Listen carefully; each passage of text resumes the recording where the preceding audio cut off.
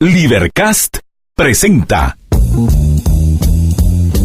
una producción de Libertópolis, donde nuestra misión es promover un mundo de personas libres y responsables en búsqueda de su felicidad.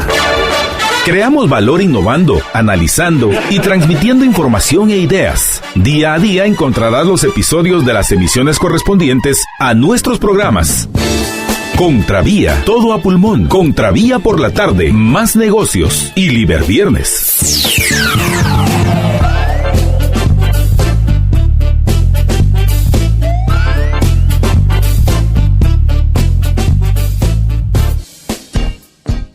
Buenas tardes, Marta Yolanda y Jorge, compartidísimo, nos dice Salvador Orellana Pontaza, cuando no ha aún ni comenzado todo a pulmón.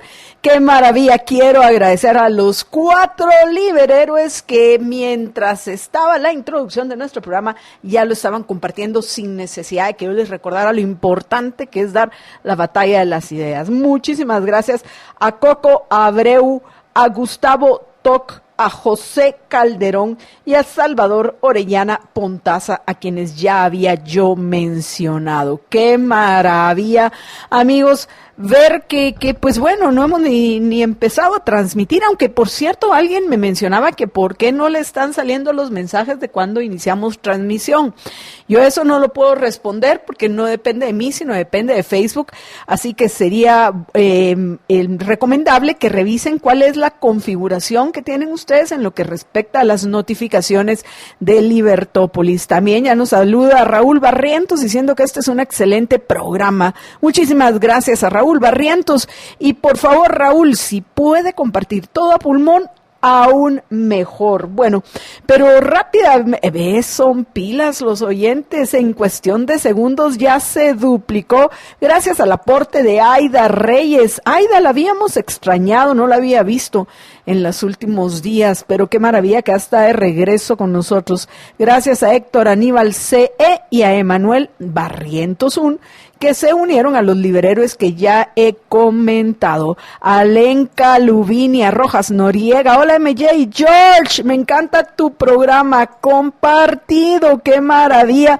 Al igual que Alejandra Ramírez, que también dice súper compartido. Pero bueno, vamos, después de saludar a los liberhéroes que desde el principio comparten todo a pulmón, vamos rápidamente a comentarles cuáles son los temas que tenemos para ustedes hoy, porque tenemos una agenda con varios invitados.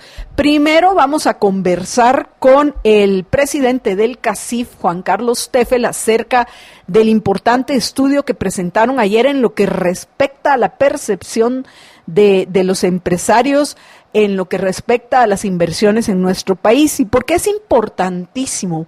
Porque sobra decir que necesitamos urgentemente recuperar la confianza en nuestra Guatemala para poder invertir capital para transformar recursos en riqueza y crear las fuentes de trabajo que tanta falta nos hacen.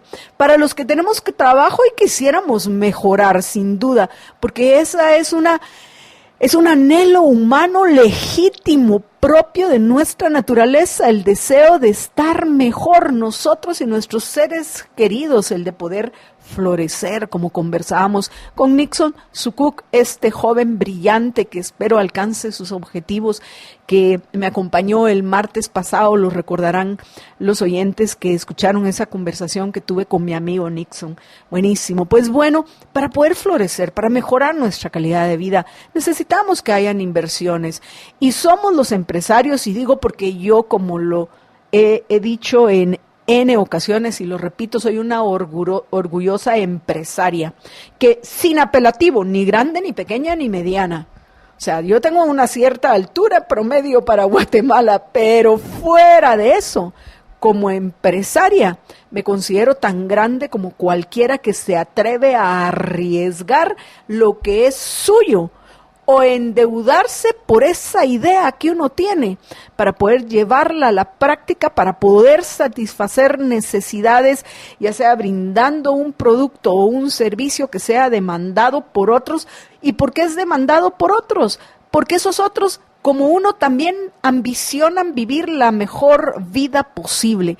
Por eso ese círculo virtuoso de la creación de riqueza, al cual es urgente que entremos los guatemaltecos, parte de aquellos, repito, que estamos dispuestos a arriesgar lo que es de nosotros, invertirlo para, repito hasta que se nos quede, para poder transformar recursos en riqueza, para lo cual es necesario la creación de fuentes de trabajo productivo, esas fuentes de trabajo que demandamos los que ya tenemos porque queremos mejorar y aquellos que no lo encuentran y por eso deciden emigrar arriesgando su vida. ¿Para qué van a arriesgar otros sus vidas cuando lo que necesitamos aquí es que se deje de obstaculizar a aquellos que queremos arriesgar dinero, arriesgar capital para montar empresas? Entonces, pues bueno, es importante ver a aquellos que tienen algún capital o tienen acceso a capital, léase a préstamos,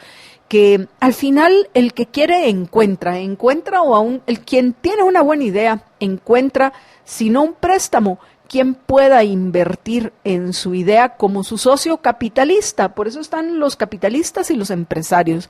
Los empresarios exitosos terminan acumulando capital que les permite a ellos seguir invirtiendo en sus emprendimientos, esa palabra que está ahora de moda, ¿no?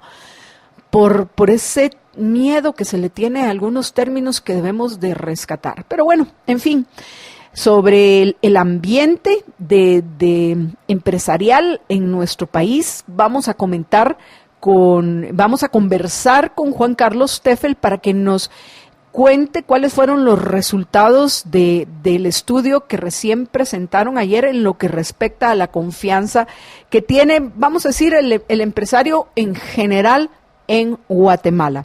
Esa es la primera entrevista que vamos a tener hoy.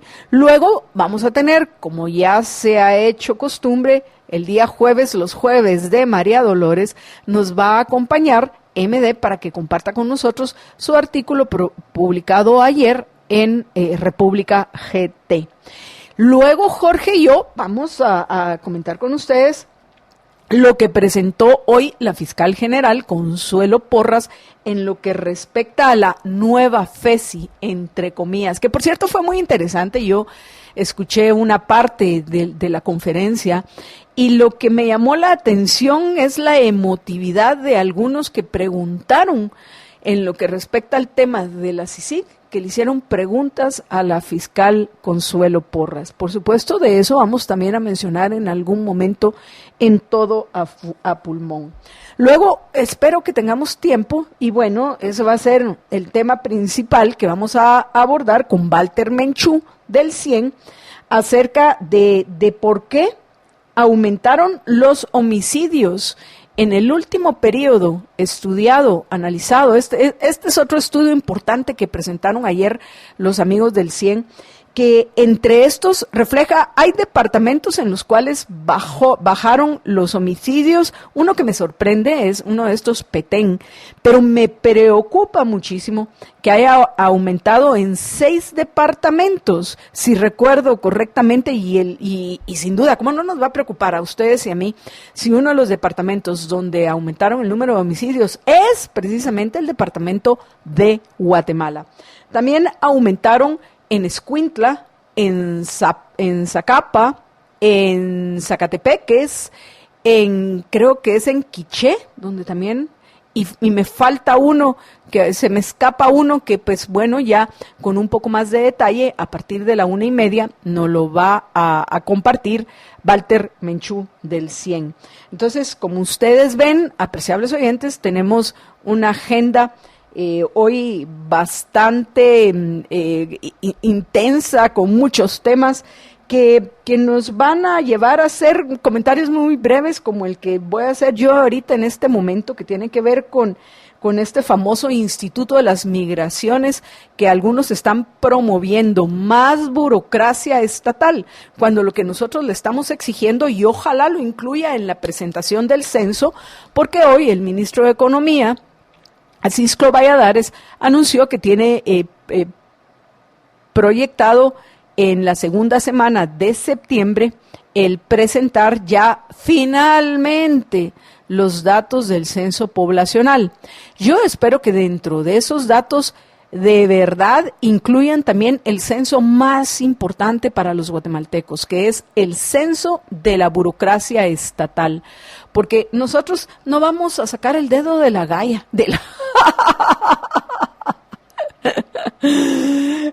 no vamos a sacar el dedo de la llaga. Se me lengua la traba, Marito.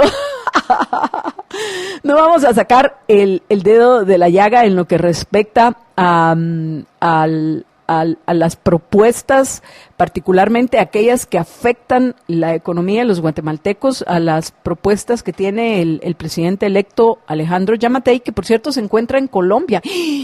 Hablando de Colombia, qué grueso, Iván Márquez, uno de esos asesinos narcoguerrilleros con los cuales estuvo negociando Juan Manuel Santos cuando era presidente de Colombia, publicó hoy en la madrugada un video en el cual anuncia el surgimiento de una nueva narcoguerrilla terrorista en Colombia.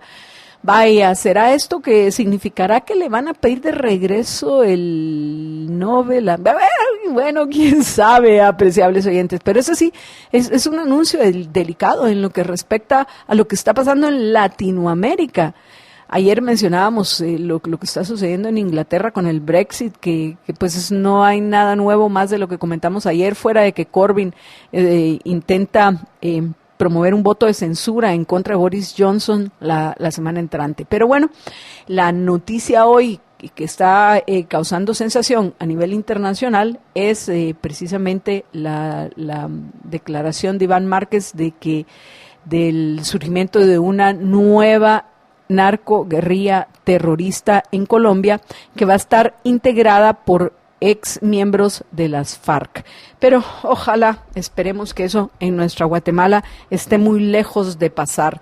Y si nosotros logramos hacer ver al presidente electo Alejandro Yamatei, si se puede conversar con él, que yo todavía mantengo la esperanza de que sí se puede, de que lo que tiene que hacer es dejar de intervenir en las decisiones de las personas, no promover modelos económicos de ningún tipo, sino dejar a los guatemaltecos en libertad de decidir a qué nos queremos dedicar. Los que se quieran dedicar a las exportaciones, que se dediquen a las exportaciones. Los que se quieren dedicar a los call centers, que me llama a mí la atención que los ponen dentro precisamente de la actividad de exportación.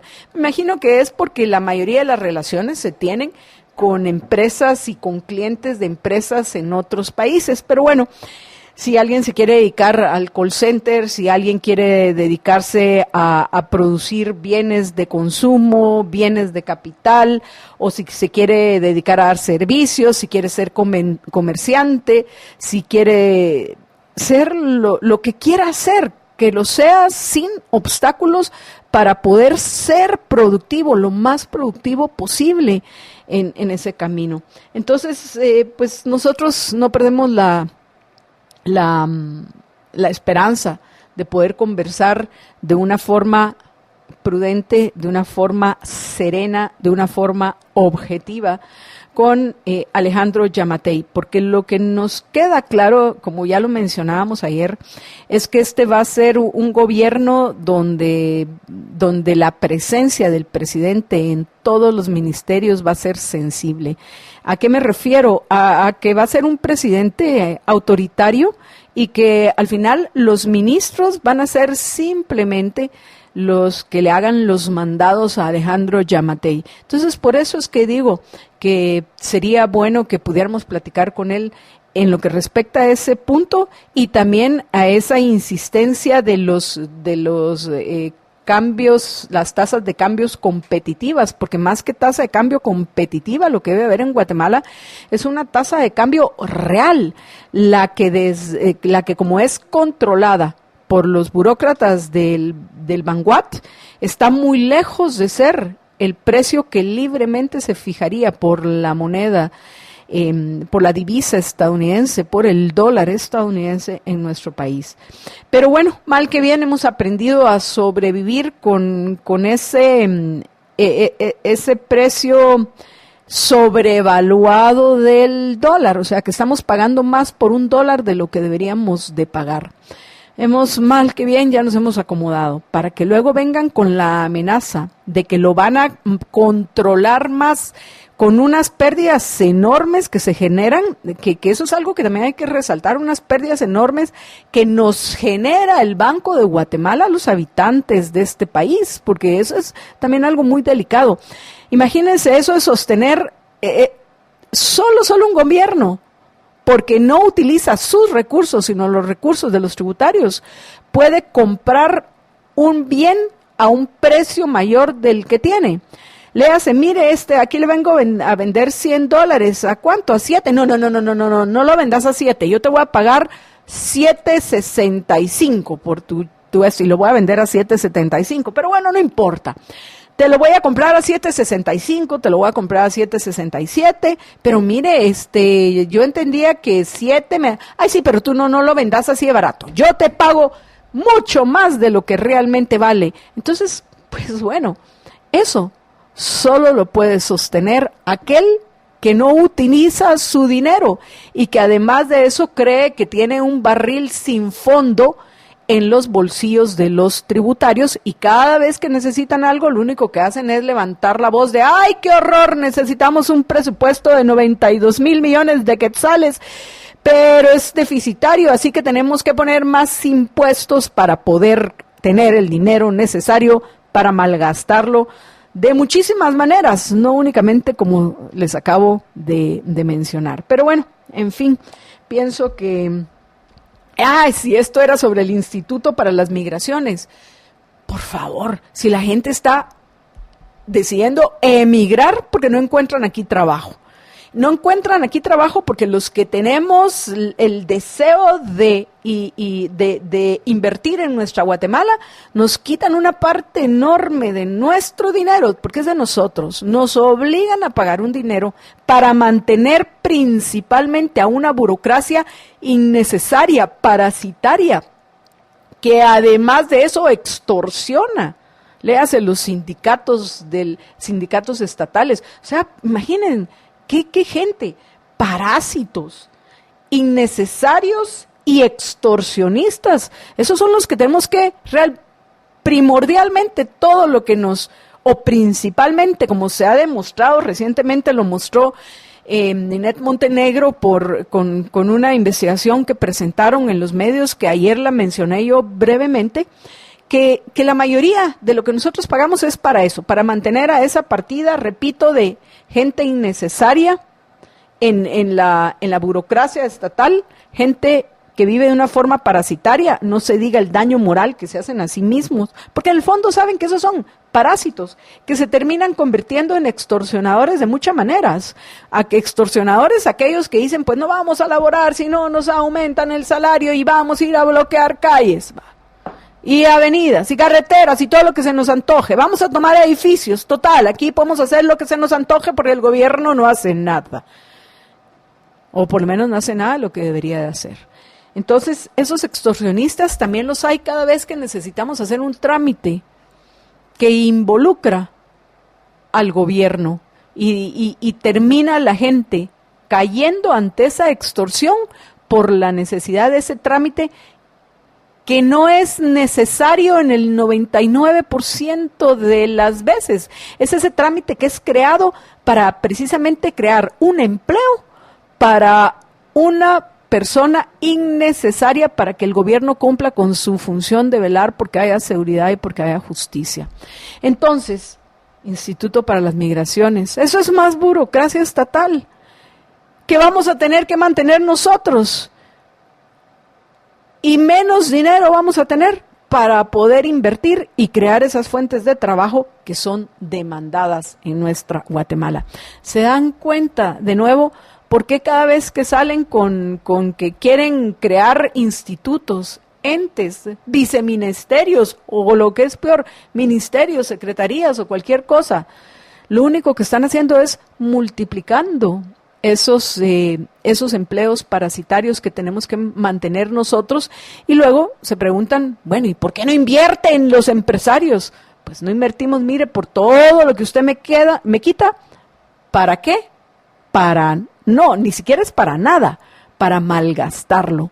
En fin, me parece una pésima idea y más burocracia estatal. Si lo que se necesita es eliminar burocracia estatal, eliminar procedimientos y eliminar impuestos. Y aprovecho a recomendarles dos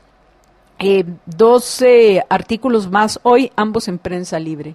El artículo de nuestro amigo Ramón Parellada acerca del tema de los impuestos y los anuncios de los cuales ahora se está retractando Álvaro González Richie, futuro ministro de Finanzas del gobierno de Alejandro Yamatei, y por supuesto el de nuestro profe querido y amigo Fritz Thomas, que a partir de una galleta le explica a un joven lo que es lo que se conoce como la cooperación social, que nos permite tener todos estos bienes que nos llevan a satisfacer cada vez de mejor manera nuestras necesidades, con el objetivo de que algún día podamos vivir pues vivir la mejor vida posible que esté a nuestro alcance. Pero bueno, en fin, vamos a ir a una breve pausa y regreso con ustedes unos minutos ya en compañía de Jorge Jacobs para que podamos conversar vía telefónica con el presidente del CACIF, Juan Carlos Teffel. Y ustedes, apreciables oyentes, por favor, a compartir todo a pulmón, porque no solo es cuestión de aclararnos las ideas, es cuestión de que demos la batalla por esas ideas que nos hemos aclarado, si es que queremos cambiar las cosas en nuestra Guatemala. Yo sé que hay quienes me escuchan y dicen, pero Marta Yolanda, yo no estoy conectada y te estoy escuchando en la 102.1 FM y no sé qué hacer. Bueno, a los que no se pueden conectar y nos escuchan en la 102.1 FM, les pido que comenten nuestros programas, que recomienden nuestros programas a sus familiares, obviamente seres queridos, a sus amigos, compañeros de trabajo, colegas, en fin, que comenten y les recomienden, mira, escuchar a Marta Yolanda al mediodía en todo a pulmón, y luego mira todos los programas que tienen Libertópolis, tienen Contravía M de 6 a 8 de la mañana con Estuardo Zapeta, tienen al mediodía a Marta Yolanda y Jorge Jacobs en todo a pulmón, a las 6 de la tarde podemos escuchar a María Dolores Arias, un día a la semana a Marta Yolanda, otro día a Estuardo. Tienen a estos patojos con un gran futuro que los días viernes tienen el programa Liber Viernes, y no se diga a aquellos que queremos hacer negocios y buenos negocios, podemos escuchar Más Negocios de lunes a jueves, conducido con la conducción principal de María Dolores, acompañada un día por Jorge y otro día por Chepe Ascoli. En fin, vean todo lo que tenemos, la oferta de programas que tenemos en Libertópolis. Por favor, recomiéndennos, así como a mí me gusta recomendarles a ustedes cosas para que disfruten de la vida y además de eso, utilicen de una forma óptima sus recursos. Y hablando de utilizar de forma óptima nuestros recursos, los que yo les quiero recomendar de lunes a viernes son los Mac Menús 3x3 de McDonald's Guatemala. Los Mac Menú 3x3, que son 3 precios, 3 tamaños y 3 sabores, para todos los gustos. Si usted es de los economistas, recuerde, tiene el de una torta de carne por 23 quetzales solamente. Si usted es una persona que se le antoja un poco más, tiene el de 2 tortas de carne 100% de res. Y si usted es un comelón, como hay varios acá en Libertópolis, pues puede pedir el de 3 tortas de carne de res 100% de res. Por 23 28 o 32 quetzales. Y recuerda que todos los McMenú 3x3 son, además de 3 precios, 3 tamaños, 3 sabores. Puedes escoger entre la queso burguesa, la McFiesta y el primavera. Y todos van acompañados por papas fritas y soda con refil gratis. Vamos a una breve pausa y regresamos con ustedes en unos minutos. Quédense con nosotros.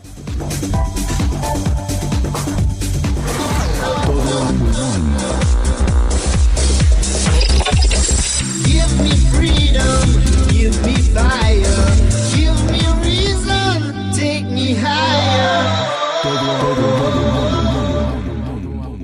Y bueno, amigos, estamos ya de regreso en Todo a Pulmón, y antes de que le demos la bienvenida vía telefónica a nuestro invitado hoy, al presidente del CACIF, Juan Carlos Teffel, démosle la bienvenida a Jorge Jacobs. George, buenas tardes. Buenas tardes, Marta Yolanda, y buenas tardes a todos nuestros radioescuchas. Y bueno, qué maravilla, veo que ya está generando interés la entrevista a Juan Carlos, porque ya tenemos aquí algunas preguntas. Nos la deja una empresaria, precisamente Andrea Cuevas, que más adelante se la vamos a hacer a nuestro invitado. Pero no sé si ya lo tenemos en línea. Ya está con nosotros en línea Juan Carlos Teffel, presidente del CACIF. Juan Carlos, buenas tardes.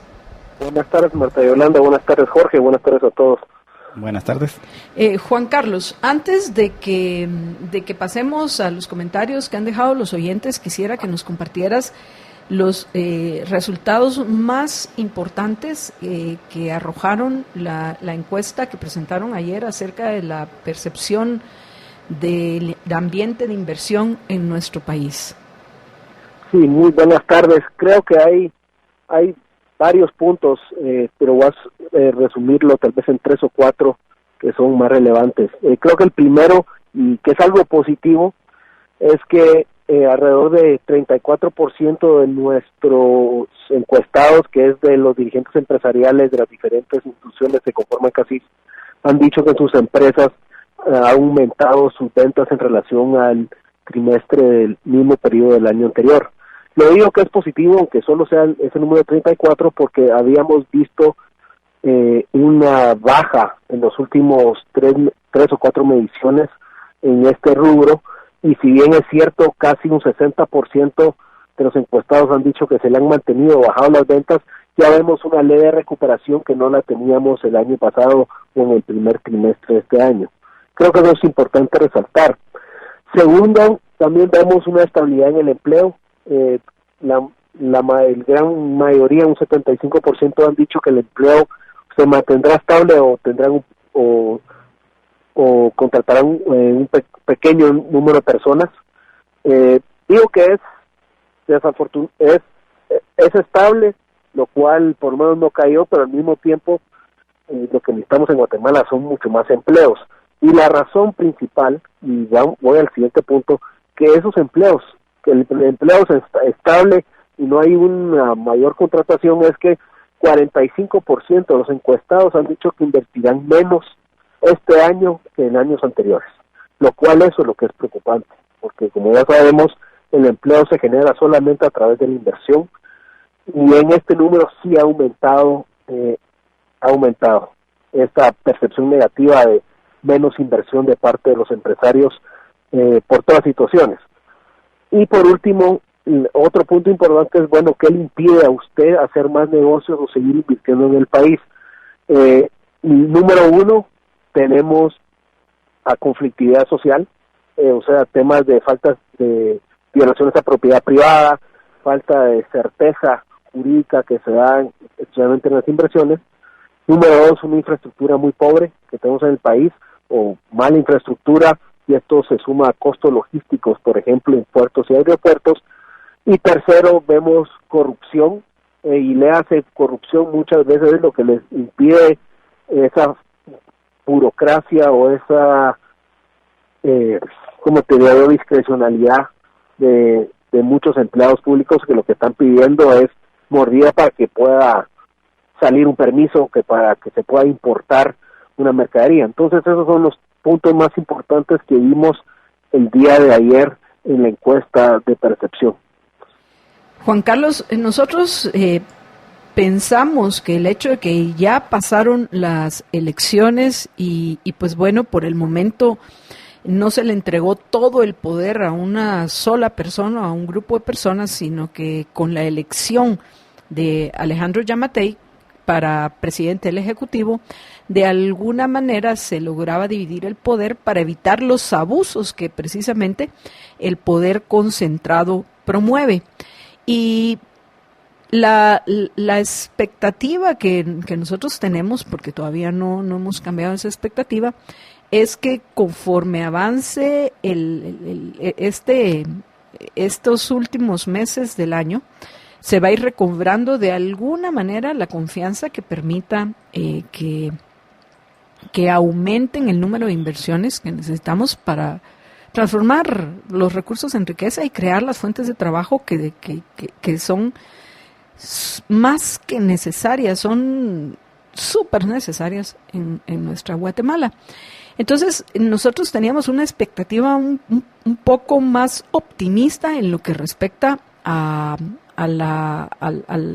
este estudio que presentaron ayer de esa evaluación. ¿Por qué pensás que todavía, no sé si todavía no se refleja en la encuesta el efecto de que ya pasaron las elecciones y que no se le entregó todo el poder a Sandra Torres?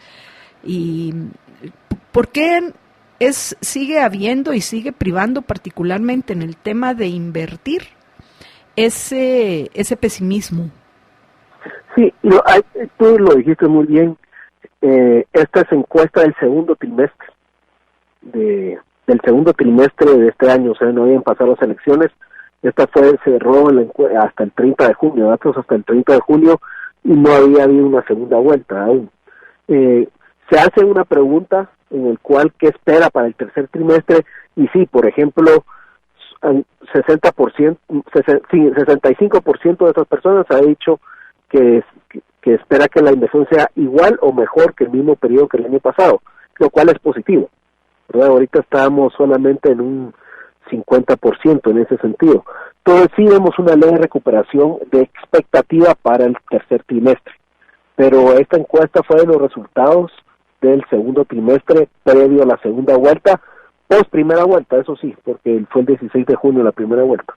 Entonces tendremos que esperar la siguiente encuesta, estaremos presentándola en noviembre, finales de octubre de este año, en un par de meses. Y ahí en esa, pues obviamente ya se va a ver reflejado esto que yo te estoy comentando. Así es. ¿Y tú qué percibís en el ambiente, más allá de lo que diga este estudio previo a las elecciones?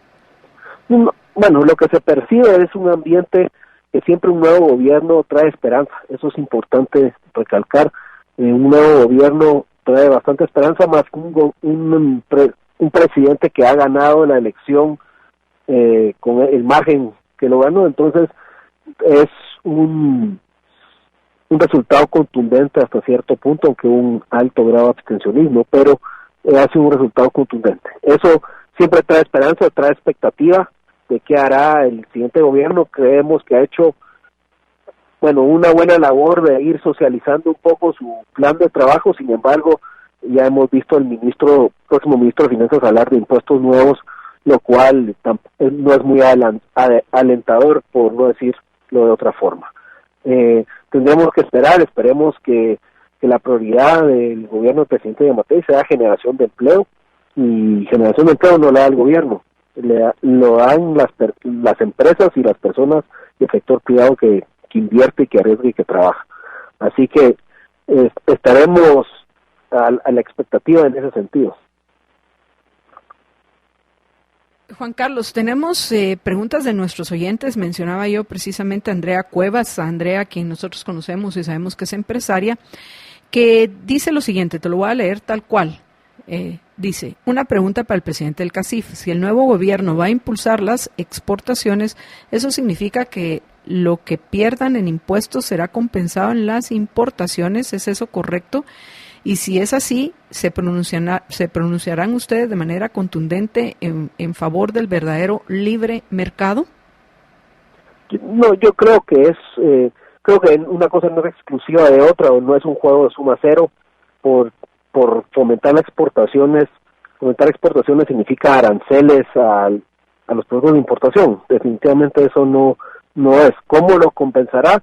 Pues si fomentar exportaciones no necesariamente significa reducir impuestos sobre la renta. Significa ayudar a facilidades para acceso a mercados, etcétera. ¿Cómo se compensará? Pues creemos que si se genera más empleo, eso es lo que genera mayor ingresos para las personas, los cuales consumen, y a su vez las empresas tienen mayores ingresos y eso genera mayor recaudación tributaria, y es un círculo virtuoso. Pero no quiere decir que una cosa descompense a la otra, y hay que sacrificar algo en importaciones por exportaciones. Definitivamente en eso nosotros no estamos de acuerdo.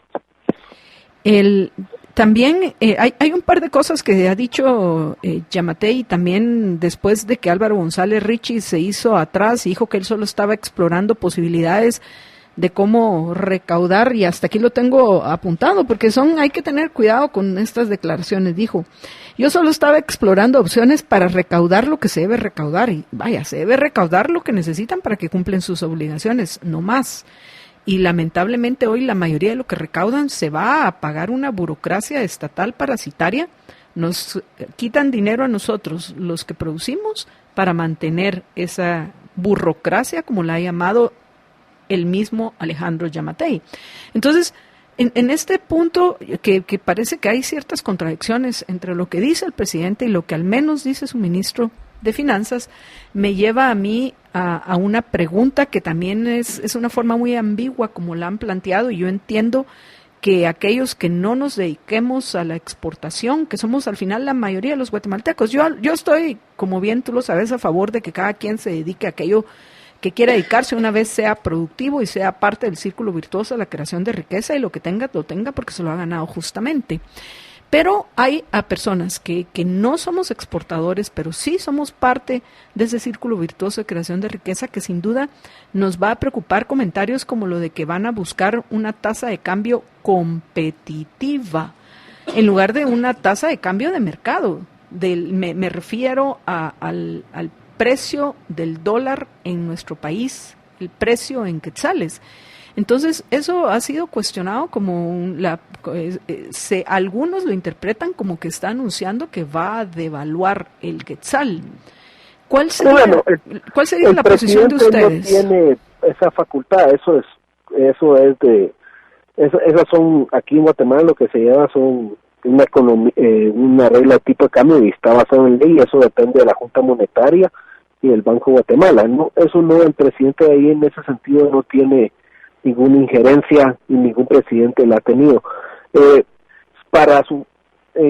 es lo que se puede hacer para ser competitivo, dejando el tipo de cambio afuera?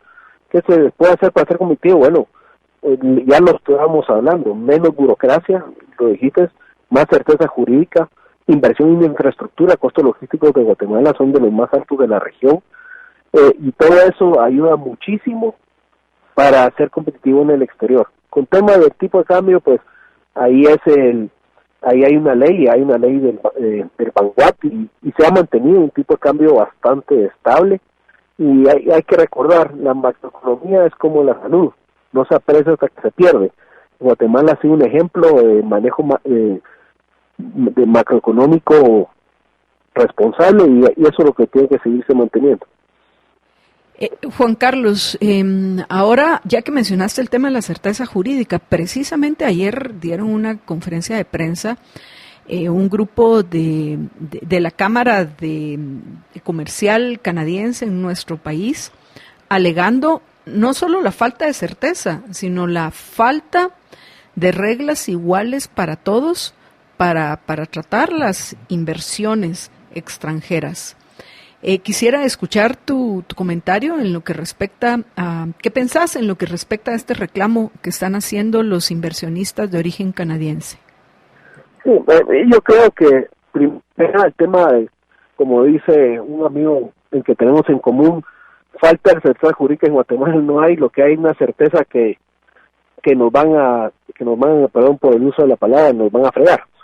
Pero sin duda ese tema desafortunadamente no es exclusivo ni para uno, primero desafortunado que se dé, segundo no es exclusivo ni para extranjeros ni para locales. Aquí todos los que tenemos inversiones, ya sea inversión de guatemaltecos o extranjeros, ya sean canadienses, americanos, europeos, sufrimos lo mismo y tenemos ese riesgo. Y nosotros, desde el sector privado organizado desde que yo estaba en Cámara de Industria y el CACIF, hemos defendido las inversiones independientemente de qué nacionalidad sean, y lo vamos a seguir haciendo. ¿Por qué? Porque lo que le afecta a una empresa con falta de certeza jurídica nos afecta a todos y a todo el país. Entonces, en ese sentido sí creemos que lo importante es como guatemaltecos, empresarios, estar unidos y tener un solo frente, independientemente si seamos locales o seamos empresa extranjera. E independientemente de la actividad productiva a la que te dediques. Solo una pregunta más antes de que te haga un par de preguntas también, Jorge. Y es en lo que respecta a llamar a estos delitos y estos crímenes infragantes que cometen, por ejemplo, los invasores de fincas y de propiedad privada, llamarlo conflictividad social.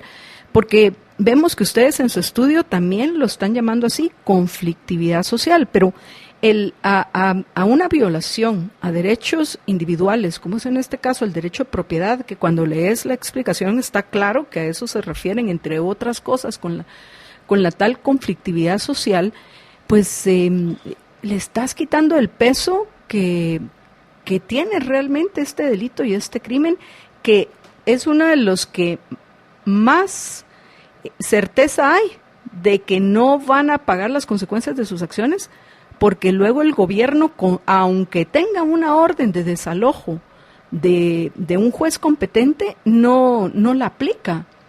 ¿Por qué, Juan Carlos? Sí, es correcto. Creo que aquí hay que matizar. Hay conflictividad social real que se da en ciertas comunidades y hay conflictividad provocada. Y esta conflictividad provocada muchas veces es delito infragante, y como tú muy bien lo dijiste, de invasiones o de robo de energía o que secuestran a personas que llegan por ejemplo, a repartir productos. Entonces sí, definitivamente hay el tema conflictividad social, se dice así porque así se conoce, pero en verdad esto es falta del Estado de Derecho de Guatemala, de falta de aplicación de la ley, más que conflictividad social. Estamos 100% de acuerdo en eso, y hemos visto cómo, a pesar de tener juez de orden competente, las autoridades no han hecho desalojos. Hubo uno hace unas semanas que no se realizó en el Murciélago con orden de juez competente, con dictamen inclusive de COPRED, y no se realizó el desalojo. Nosotros vemos que son delitos infragantes, que esos protocolos de desalojos tienen que modernizarse, porque derechos tenemos todos los mismos derechos, y aquí parece que un grupo de personas tienen más derechos que el resto de los guatemaltecos.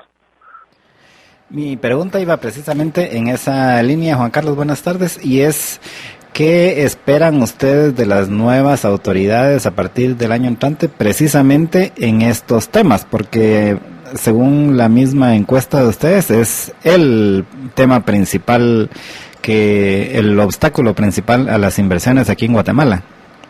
Sí, nosotros lo que esperamos es que se cumpla la ley. Tenemos un código penal y unas leyes clarísimas. Cuando se violan se tienen que hacer cumplir, y lo que queremos es que las nuevas autoridades, bueno, inclusive lo que quedan de estas autoridades, cumplan con la ley. Se hablan de más de 1,200 invasiones de fincas extraoficialmente, porque no se tiene un número oficial, y no hemos visto ninguna acción concreta para desalojos, y tal vez sí hay voluntad, pero hemos visto cómo estos diferentes grupos interponen amparos, recusan a los jueces que van a dar un desalojo, etcétera, y eso no puede ser. Aquí nosotros lo que queremos es que se aplique la ley y que vivamos en un verdadero Estado de Derecho. ¿Algo más que querrás agregar antes de que terminemos, Juan Carlos? No, solamente muchas gracias por el espacio, y recuerden que esta encuesta de percepción es de líderes empresariales que están en las directivas del sector privado. No es una encuesta, obviamente, general, sino es una encuesta de líderes empresariales gremiales que se sientan en las directivas del sector privado de los diferentes sectores. Así que solamente con eso para aclarar ese punto. Gracias, Juan Carlos, por haber recibido esta llamada y pues bueno, seguimos en contacto. A las órdenes y muy buenas tardes.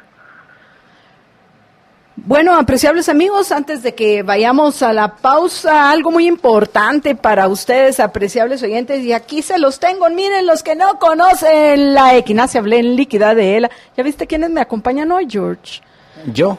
No, me acompañan el aloe vera gel de ELA y la Equinacia Blend líquida de ELA aquí, ni más ni menos que robando cámaras, ¿no? Pero bueno, amigos, ustedes ya saben que la Equinacia es para que podamos elevar nuestras defensas y poder soportar esos virus aun cuando nos quieren atacar, porque aún a mí me intentan atacar, pero no, yo tengo aquí mi Equinacia. Yo tengo aquí mi Equinacia Blend líquida de ELA y si tengo que tomar 3 veces al día, voy a tomar 3 veces al día, pero no voy a dejar que esos virus me ataquen. Y como a mí me gusta comer y me gusta comer bien, ¿cómo no lo voy a hacer con mi aloe vera gel de ELA? La Equinacia que la encuentran en las tiendas de GNC o GNC o escribiendo al WhatsApp de ELA 4950-3414. A mí té de ginger y en el peor momento. Perdón, de jengibre. Sí, no, pero bueno, pocha. 4950-3414, 4950-3414, ¿dónde encuentran el gel? Y yo voy a la pausa para poder... Vamos a la pausa.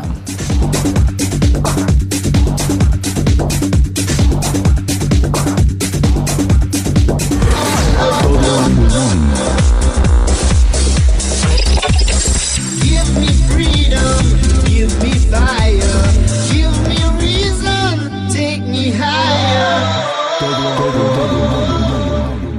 Y bueno amigos, ya estamos de regreso en Todo a Pulmón y quiero agradecer a todos los liberhéroes que nos permiten llegar a 45 veces compartido nuestro programa. Muchísimas gracias a Alberto Flores Álvarez, Julio Ariza, Juan Carlos Ceballos Schaefer, Ramón Parellada, también a Andrea Cuevas, a Aida Morales Guinea, a Tomás Lupamac Gómez, Carmen Berganza de Andrade, al Géminis 10, Michelle Fernández, Javier Estuardo Cojulum Benar, Silvia Urizar, Lorena Juárez de Rosales, Juan Diego Guerra, Salim Yacer, Andarraus, Regina Orellana, Marlon Roquel, veamos, ay, qué maravilla. Y Aida Reyes ya la había yo agradecido. Son los que puedo ver que han compartido en nuestro programa y sé que hay varios de ustedes que nos han dejado el comentario y en su momento también les voy a agradecer.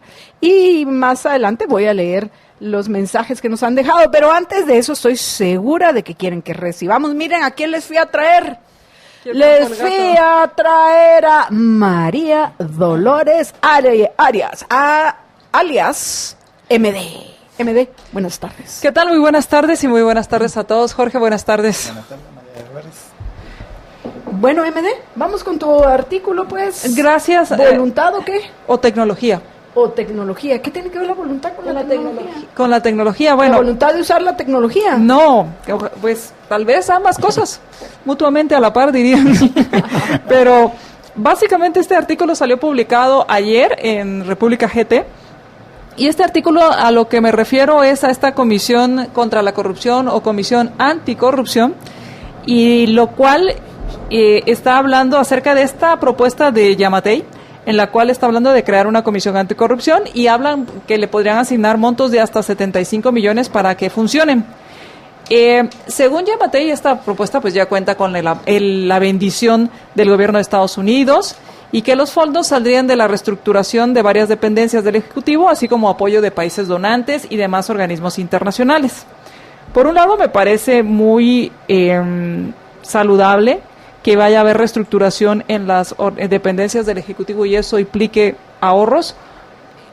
Ojalá que estos se empleen en la verdadera función del gobierno, que es seguridad y justicia, y no para... y tal vez entra algo de esto, pero para mí considero que hablo en este artículo que muchos van a considerar el problema de crear una comisión de este tipo que radica si va a poder o ser o no independiente. Entonces, cuando hablaron de la creación de esta comisión, muchos van a decir, bueno, eso no independiente de los poderes fácticos o como quieran llamarlos. Hay otros que van a hablar acerca de si consideran que el problema radica en que no tendrá autonomía presupuestaria. Otros que si la comisión va a ser lo suficientemente inclusiva para incluir a todos los sectores sociales representados para que se tomen los planes de acción. Sin embargo, yo considero que se está obviando el tema de si realmente es necesaria. Y de serlo, cuáles serían sus funciones y por cuánto tiempo la temporalidad estaría funcionando. Porque si no, quiere decir que vamos a estar como el perro persiguiéndose la cola todo el tiempo. Y cuando cuestiono la necesidad de la comisión, no estoy cuestionando el combate a la corrupción, sino los mecanismos para combatirla. Y por eso digo, ¿es necesaria la comisión contra la corrupción o anticorrupción? Y entonces de ahí es la relevancia de esta respuesta a la pregunta, para combatir la corrupción, ¿se necesita tecnología o voluntad política? Posiblemente haga falta una mezcla de ambas, en especial de esta última, me refiero a la voluntad política, cuando se inicia el proceso de desmantelamiento de estructuras delincuenciales dentro del gobierno. Como explicaba en un artículo anterior, es importante comprender que la lucha contra la corrupción tiene dos componentes. El primero es perseguir, enjuiciar y encarcelar a los políticos corruptos o extorsionistas, así como a sus cómplices. Y esto me refiero a todos aquellos que se coluden con el gobierno para saquear al tributario, a través de contratos sobrevalorados, de plazas inexistentes, de obras inexistentes, y hay que perseguirlos. Esta es una acción reactiva, es el perro persiguiéndose la cola. Es decir, corresponde la persecución, esta persecución de corruptos, y esta persecución es principalmente del ministerio, debe estar llevada a cabo por el Ministerio Público y es quien realiza esta investigación. Esta es la parte tecnológica, donde los investigadores deben realizar muy bien su trabajo, sustentar las investigaciones con pruebas científicas que permitan presentar casos sólidos y por consiguiente difíciles de perder. Obviamente entra la Contraloría General de Cuentas también aquí. Para esto se necesita tener al personal capacitado, así como los insumos y equipos necesarios para dicha tarea. Como indicaba, este es solo un componente del combate a la corrupción, que debe ir acompañado de un organismo judicial que emita sentencias apegadas a derecho. Este componente, el de perseguir corruptos, es importante, por lo que se debe continuar. El segundo componente es preventivo y consiste en atacar el origen de la corrupción, el poder burocrático discrecional. Este poder, a veces arbitrario, permite a los políticos y demás burócratas abusar del mismo para extorsionar a los ciudadanos que requieren de sus permisos o licencias para operar, para obtener contratos del Estado o el pago de estos contratos. Al tener el poder de otorgar privilegios, acelerar trámites o asignar contratos, hace que puedan extorsionar a quienes hagan negociaciones con ellos o buscar coludirse con estos burócratas para saquear los impuestos pagados por los tributarios. Reducir al máximo el poder el poder arbitrario de los burócratas, eliminar trámites innecesarios. Esto quiere decir reducir la tramitología y limitar al máximo el criterio de ventanilla, podría ser el principio de cambios más profundos, como la duplicidad de funciones con el respectivo exceso de personal. La pregunta sigue en el aire. ¿Es necesaria una comisión contra la corrupción para combatirla? ¿O simplemente es falta de tecnología o de voluntad política? O falta de claridad de ideas. Porque eso también puede ser, porque la idea que predomina es la idea estatista, ¿no? O sea, no, es que el gobierno tiene que tener el poder necesario para hacer lo que se le antoje y dar educación, salud, nutrición, vivienda, recreación, carretera, seguridad, justicia. A ver, hagan la lista. Abonos. Preservativos. De todo, preservativos. A ver, por favor, hagan la lista de todo lo viajes que tienen que dar. Viajes a la playa. Sí.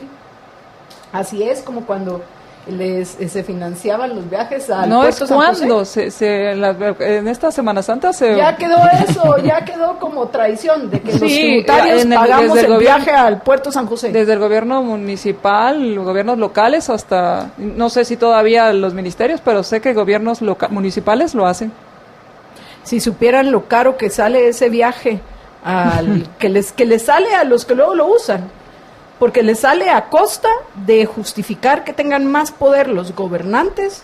Ese poder lo utilizan para exprimir más a los que están creando fuentes de trabajo productivas, que al final, a lo mejor, si no les quitaran ese dinero a quienes podemos invertir y queremos invertir en Guatemala, si no nos los quitaran, a lo mejor no estarían viajando al puerto San José, sino irían a conocer Cancún o Huatulco o la Costa del Sol aquí en El Salvador, con sus propios fondos, sin necesidad de ir hacinados en espacios donde van a estar también hacinados en la playa del puerto San José.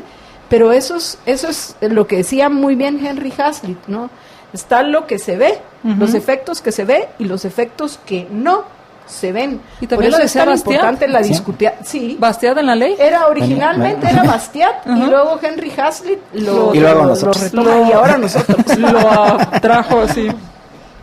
No, pero sí, al final, para acabar con la corrupción, lo que se necesita sobran. Hoy mismo, precisamente, la fiscal general, Consuelo Porras, anunció cuál va a ser el contexto dentro del cual va a seguir operando la FESI. Un ministerio público que ya tiene una fiscalía contra la corrupción. Comencemos por eso. Entonces, parte de las cosas que anunció hoy la fiscal general, la doctora Consuelo Porras, es las diferencias de los espacios de acción entre la FESI y la Fiscalía de la Corrupción, que, a ver, veamos, realmente es una duplicación de funciones. Si la FESI iba a absorber la Fiscalía contra la Corrupción, o la Fiscalía contra la Corrupción iba a absorber a la FESI y se le iba a dar más poder a la Fiscalía de la Corrupción, pues eso es lo lógico, pero a pesar de que ella se esforzó por decir que las diferencias materiales y las diferencias territoriales entre la FESI y la Fiscalía de la Corrupción, para tratar de justificar la existencia de las dos, la realidad es que se debieron haber integrado en una. En fin, esa es mi opinión, sin entrar en detalles de esa división que hicieron. Ahora una pregunta, porque yo si bien es cierto entiendo que... No, pero perdón, solo para terminar. Ya tenemos estas fiscalías y además de eso, viene y anuncia una comisión, Alejandro Yamatei. Yo no sé si es para quedar bien con la gente, para quedar bien intentar quedar bien con los que nunca va a quedar bien, con los que están llorando, que se fue así, alguno de ellos reporteros, porque ustedes escuchado algunos reclamos emotivos que le hicieron a la fiscal general, que no había actuado de una forma política, sino ella apegada como insistió. Mis respuestas, no sé quién le preguntó una reportera. Y diciendo, pero usted, ¿por qué no salió a defender la CICIG? Porque solo con sus explicaciones académicas, no, nosotros queríamos que usted defendiera la CICIG. Primero que todo, que aclare quiénes son nosotros, porque yo, Marta Yolanda Díaz Durán, considero que lo que debe prevalecer es la objetividad, la racionalidad y la verdad. O sea, que los juicios que se emitan estén basados con los hechos de la realidad. Y como bien comentábamos hace una semana contigo, María Dolores, las luces y sombras de la CICIG, hay que reconocer que tuvo aciertos y tuvo errores tremendos, errores que han costado la vida de personas. Así es. Y eso, o sea, y si somos un poquito empáticos, pues también nos daremos cuenta. Yo escribí un artículo que se llamaba Fake Justice, haciendo una analogía a las fake news de Trump, y aquí hablaba de la fake justice o la justicia falsa y cómo toda esta polarización y cómo toda esta tergiversación, la principal víctima había sido el concepto de justicia, y que era lo que menos se había tenido, tanto para quienes habían sido víctimas de la corrupción como quienes habían sido víctimas de los abusos de la CICIG. Entonces, sé que hubo personas que fueron víctimas de esta corrupción, que hubo personas que tuvieron, hubo personas que fallecieron, y que hasta el momento, o sea, realmente se ha logrado determinar estas personas, por ejemplo, del caso Ixpisa, que fallecieron, ¿quiénes eran los responsables? Eso para mí es lo que se perdió con todo este show político, y eso es lo que yo explico en este artículo de Fake Justice, que al final realmente se está haciendo justicia, porque eso es lo que debería importar. Y eso es parte de, yo recuerdo que en alguna plática con Jorge hablábamos de este tema de que al final el Ministerio Público perdió su objetivo, que era buscar la verdad, la búsqueda de la verdad, para que en esa verdad, al buscar esa verdad, se impartiera justicia. Sí, porque el objetivo ahorita pareciera ser, y lo dicen así los fiscales, o sea, no es ni siquiera que uno se lo inventa, los mismos fiscales lo dicen, que su objetivo es obtener condenas, y eso es una grave equivocación, y que además pone malos incentivos, porque su objetivo debe de ser que se esclarezca la verdad, o sea, si hay un muerto, pues averiguar quién lo mató, no a puro tubo, yo creo que aquel es el que lo mató, y voy a ver cómo hago para condenarlo, indistintamente de si eso no es, ¿no? Claro, o sea, si hay un muerto es averiguar cómo murió, si fue por causa natural o fue artificial, o sea, alguien le causó la muerte o algo le causó la muerte, y después investigar, o sea, ir buscando la verdad. Entonces, es por eso que yo hablo que en esta cuestión en mi artículo, no el combate a la corrupción, sino la creación de la corrupción, sino los medios, no el objetivo. El objetivo es bueno, hay que combatirla. Pero ojo, y esto también lo hemos dicho y lo he dicho en varios artículos, es que, y le decía a Jimmy Morales, ¿de veras ni corrupto ni ladrón? Pues éntrele a quitar trámites. Éntrele a revisar los reglamentos que generan los ministerios, porque las leyes salen, pero el reglamento lo complica aún más. Entonces, éntrele a revisar reglamentos que se pueden modificar con acuerdos ministeriales. Sí, y de hecho yo he estado proponiendo desde hace días, y creo que ahora es el momento adecuado para recordarlo, que precisamente si realmente tienen la intención de reducir la corrupción, pues que empiecen con algo tan sencillo como, de hecho, ya está en la ley. Lo que pasa es que tiene una forma de birlar la ley, y entonces resulta que no es aplicable. Pero lo más sencillo es ponerle a todos los trámites, y digo a todos sin excepción, a todos los trámites que se tienen que hacer en el gobierno, un silencio administrativo positivo. Que eso quiere decir básicamente que si dice ahí en la ley que en 15 días me tienen que contestar, si en 15 días no me contestan, pues simplemente se da por aprobado, no por rechazado, por aprobado, pues de ahí lo positivo. Pues resulta que, según me enteré después de que estaba hablando de esto, resulta que así está ya en la ley. Lo único es que resulta que el tal plazo lo pueden aplazar. Entonces, de nada sirve que diga que cuando se vence el plazo se da por aprobado. Sí, el mismo burócrata puede decir sí, pero no me dio tiempo, entonces véngase dentro de otros 15 días, ¿no? Entonces, de nada sirve. Lo que deben de hacer entonces es quitar esa parte que está en los reglamentos de que simplemente se puede aplazar. O sea, que los plazos sean pétreos, así como son algunos artículos de la Constitución, pues que todos los plazos de todos los trámites en el gobierno sean pétreos, y si no se cumplen o no me lo deniegan en el plazo que sea, pues simplemente se da por aprobado y punto, sin ninguna excepción. Así se quitaría muchísimo de los problemas que hay de acelerarlos, de esos aceleramientos de trámites. Sí. Muchísimos de los de la corrupción menuda, así de hormiga, ¿verdad? Sí, les subo el expediente si usted me da tanto. Y eso es algo tan sencillo de hacer, o sea, no hay que hacer no hay que cambiar la Constitución. Exacto. Ni siquiera hay que cambiar la ley, solo hay que cambiar los reglamentos. Pero ya cuando son cosas así, que son tan obvias, sencillas de hacer, Y todos dicen, sí, no, es que queremos combatir la corrupción. Pero eso no lo vamos a hacer porque, y si en algún momento nos atrasamos en hacer el trámite. Si tenemos que ser más, y si tenemos que ser eficientes, ¿qué vamos a hacer? Sí. Casi que te están diciendo eso. Sí, y es algo tan sencillo, pero no lo han querido hacer. Otra cosa podría ser la trazabilidad digital de un expediente.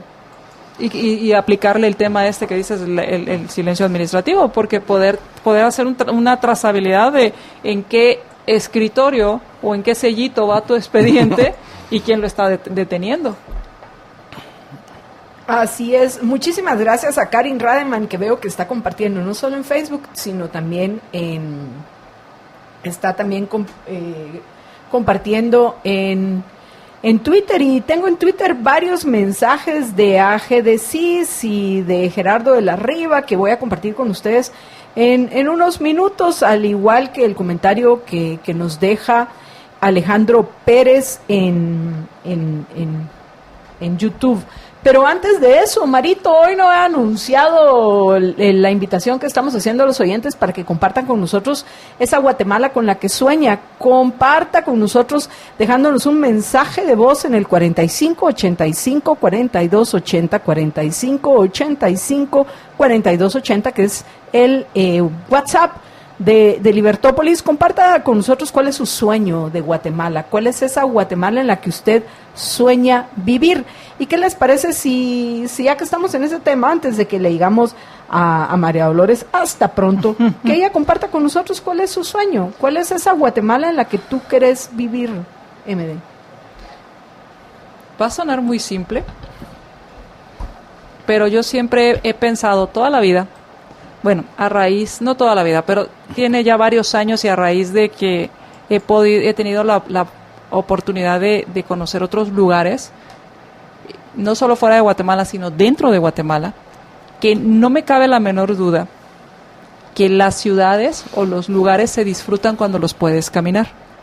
Cuando tú puedes caminar por una ciudad, puedes disfrutarla, realmente la vives, la disfrutas, la haces tuya. Y básicamente lo que yo quisiera es poder vivir en una Guatemala donde yo pueda disfrutar la ciudad, disfrutar el pueblo, disfrutar donde yo pueda caminar tranquilamente porque sé que se respeta mi vida, mi propiedad y mi libertad. Gracias, MD. Y quieren, George, MD y los oyentes, ¿quieren escuchar cuál es la Guatemala con la cual sueña Marco Antonio? Pues, ¿qué te parece, Marito? ¿Lo podemos poner? Ya tenemos. Para que vean, amigos, ustedes, así como María Dolores, así como yo, así como Jorge, que también después de Marco Antonio nos va a compartir la Guatemala en la que él sueña vivir. Después de Marco Antonio, usted también, si nos deja un mensaje de voz en el 45 85 42 80, 45 85 42 80. Muy buenas tardes, Marta Yolanda y Jorge Jacobs. Les saludo cordialmente. Mi nombre es Marco Antonio Sic. Yo sueño con una Guatemala que, en primer lugar, se retire de todos los convenios dañinos como ese que paraliza las minerías, las hidroeléctricas, etcétera. Con una Guatemala que se retire totalmente del Parlamento Centroamericano, que nos alejemos lo más que podamos del socialismo, y si fuese lo mejor, como se trata de un sueño, que desaparezca de nuestra Guatemala el socialismo, que se abandone totalmente y se pueda modificar nuestra constitución para que deje de ser proteccionista y que se dé como prioridad a la seguridad, a la justicia, que sea pronta y que ninguna persona esté por encima de la ley, como actualmente ocurre, que quien tiene dinero puede salir y quien no le toca sufrir un verdadero infierno dentro del sistema penitenciario jurídico de nuestro país. Sueño con una Guatemala libre en todas sus dimensiones de lo que la palabra implica y significa. Los escucho todos los días, solo que a este horario yo viajo de Chimaltenango hacia la ciudad de Guatemala y no me pierdo la mayoría de todos los programas de Todo a Pulmón y también de Contravía por la mañana. Un abrazo y felicitaciones por tan excelente programa. Pues, ¿qué podemos decir? Muchísimas gracias a Marco Antonio Sic y me parece fabuloso su comentario. Ojalá que nos esté escuchando y que motive a más de nuestros oyentes a dejarnos también su mensaje de voz en el WhatsApp 4585-4280, 4585-4280. Por cierto, vamos muy bajos hoy en los Liberhéroes, apenas 55 veces ha sido compartido todo a pulmón. Nos hacen falta algo así como 45 Liberhéroes, así que ¡pilas! Y bueno, ya tenemos otro mensaje, pero bueno, primero habíamos dicho que Marlon Acevedo ya nos dejó otro mensaje, qué maravilla. Pero antes de eso habíamos dicho que Jorge iba a compartirnos la Guatemala que él sueña vivir, y luego vamos con el de Marlon y ya después continuamos con la agenda de Todo a Pulmón. Adelante, Jude. Bueno, lo mío es muy sencillo. Yo sueño en una Guatemala donde cada persona que viva en ella sea libre de seguir su proyecto de vida. Nada más, con eso que logre no digo cada guatemalteco, porque cada persona que viva en Guatemala, que pueda seguir libremente su proyecto de vida.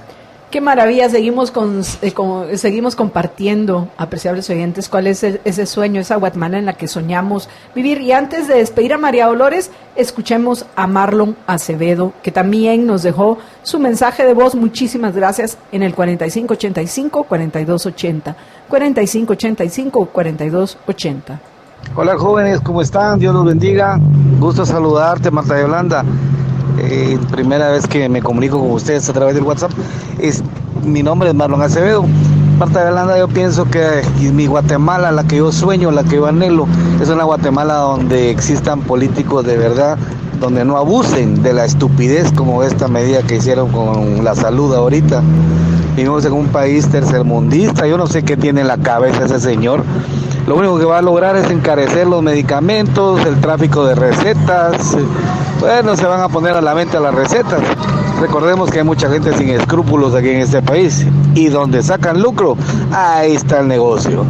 Yo no sé qué tiene este señor. Va a encarecer más los medicamentos y va a fregar más a la pobre gente. Marta Yolanda, un gusto, saludos, cuídense.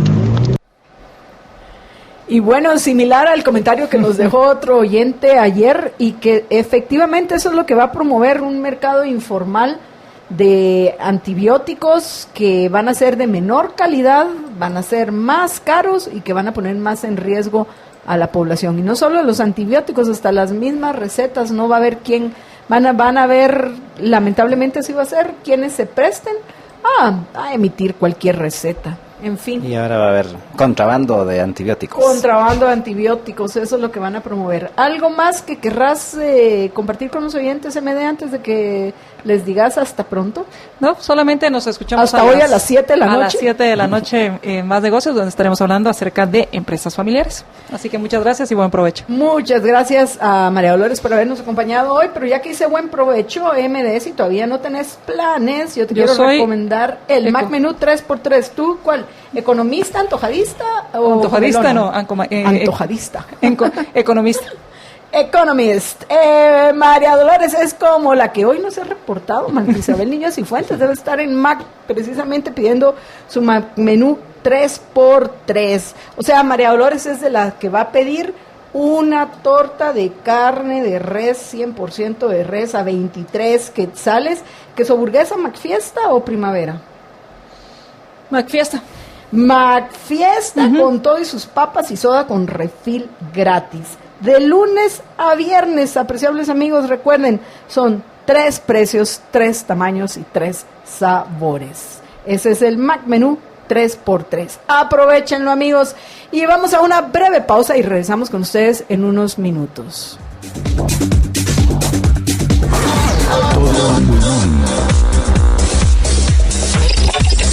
Give me freedom, give me fire, give me reason, take me higher.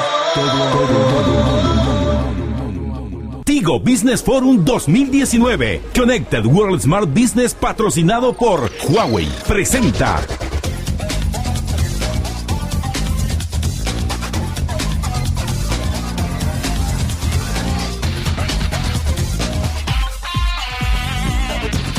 Bueno, y en la nota tecnológica de hoy vamos a hablar acerca de otro robot, Pero este es uno Quiero completamente verlo. distinto. Ahí está pasando. Recuerden, ahí está. conéctense y cuando se conecten, por favor, aprovechen a compartir todo a pulmón. Dice Marta Isabel Niños y Fuentes que por aquí anda en su oficina comiendo su menú del día con todo y pastelito. Pues sí, George, ¿qué es esto? Esto es un robot. Pues es un... A ver, explícame es eso. un hilo robot, así, literalmente es un hilo robot, y que lo están desarrollando en el MIT, allá en el Tecnológico de Massachusetts, básicamente para poder, para que los doctores puedan ir más fácilmente, porque ya lo hacen ahorita con procesos esos endoscópicos, pero este es ya más una especie de robot que es dirigido así con imanes, y la idea es de que pueda circular más fácilmente por las arterias y venas cerebrales. Y obviamente con el objetivo de ir a arreglar, o sea, a recuperar cuando una persona tiene un bloqueo en una de las arterias. Y entonces ahorita ya se hacen los procedimientos de manera de esta manera, pero es así, se necesita un doctor muy bien preparado, mientras que esto precisamente la idea es de que el robotío sea más fácil para que lo pueda manejar no cualquier persona, pero sí no tenga que ser un neurocirujano así el más destacado del mundo para que pueda hacer esto. Y de hecho, si ven ahí algunas de las pruebas, lo que están haciendo es precisamente, incluso te le ponen hasta las pruebas que han hecho es así de ponerle una especie como de carrera de obstáculos para ver cómo va pasando en estas pruebas, y esperan que ya en los siguientes meses poder empezar a hacer ya pruebas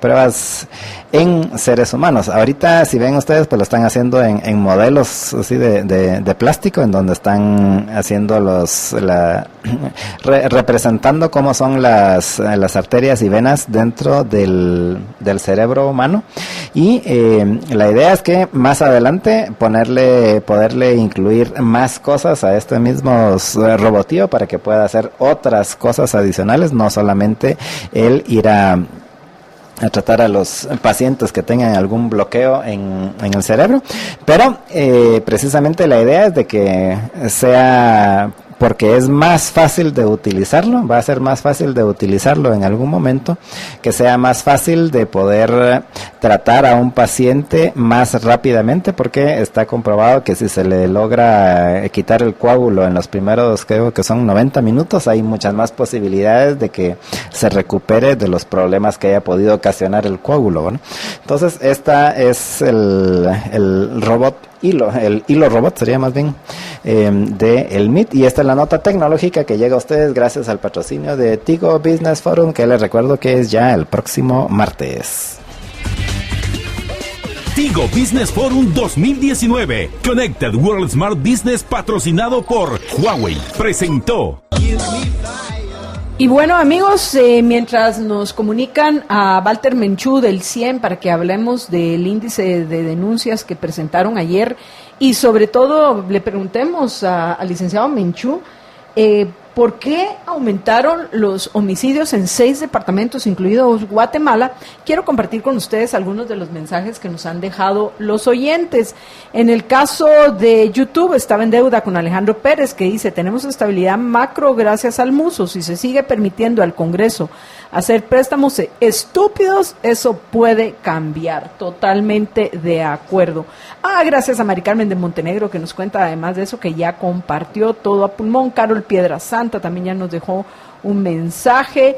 Y bueno, vamos por cuántas veces compartido todo a pulmón. Veamos, 58. Eso quiere decir que ni siquiera a 75 hemos llegado. ¿Qué pasa con nuestros liberhéroes hoy? Pero ya en línea ya se encuentra con nosotros Walter Menchú del CIEM para comentarnos acerca del índice de denuncias que presentaron ayer. Walter, buenas tardes, bienvenido. ¿Qué tal? Buenas tardes, saludos.